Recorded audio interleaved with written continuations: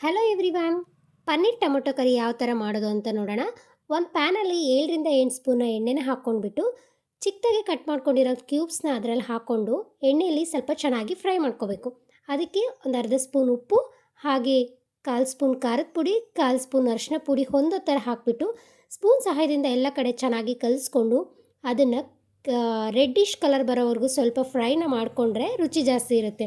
ಈಗ ಮಸಾಲೆಗೆ ಏನೇನು ಬೇಕು ಅಂತ ರುಬ್ಕೊಳ್ಳೋಣ. ಸೊ ಅದೇ ಪ್ಯಾನಲ್ಲಿ 2 ಮೀಡಿಯಮ್ ಸೈಜಾಗಿ ಈರುಳ್ಳಿ, 3 ಟೊಮ್ಯಾಟೊ, 5-6 ಎಸಳು ಬೆಳ್ಳುಳ್ಳಿ, 1 ಇಂಚು ಶುಂಠಿ, 3 ಹಸಿಮೆಣಸಿನ್ಕಾಯಿ, ಮಸಾಲೆಗೆ ಅರ್ಧ ಸ್ಪೂನ್ ಜೀರಿಗೆ, ಅರ್ಧ ಸ್ಪೂನ್ ಸೋಂಪು, 1 ಏಲಕ್ಕಿ, 2 ಲವಂಗ, 3 ಮೆಣಸು, 1 ಚಕ್ಕೆ, 1 ಸಣ್ಣ ಪೀಸ್ ಚಕ್ರ ಮೊಗ್ಗು, ಹಾಗೆ ಪಲಾವ್ ಎಲೆ. ಸೊ ಇದನ್ನೆಲ್ಲನೂ ಎಣ್ಣೆಯಲ್ಲಿ ಚೆನ್ನಾಗಿ ಫ್ರೈ ಮಾಡ್ಕೊಂಡ್ಮೇಲೆ ಕಂಪ್ಲೀಟಾಗಿ ಕೂಲ್ ಆದಮೇಲೆ ಮಿಕ್ಸಿ ಜಾರಿಗೆ ಹಾಕಿ ರುಚಿಗೆ ತಕ್ಕಷ್ಟು ಉಪ್ಪನ್ನ ಹಾಕಿ ನೆನೆಸಿಟ್ಕೊಂಡಿರೋಂಥ 5-6 ಬಾದಾಮಿ ಸಿಪ್ಪೆ ಸುಲಿದು ಹಾಗೆ ಗೋಡಂಬಿನೂ ಹಾಕ್ಕೊಂಡು ಮಿಕ್ಸಿ ಜಾರಿಗೆ ಸಣ್ಣದಾಗಿ ಪೇಸ್ಟ್ ಥರ ರುಬ್ಕೋಬೇಕು.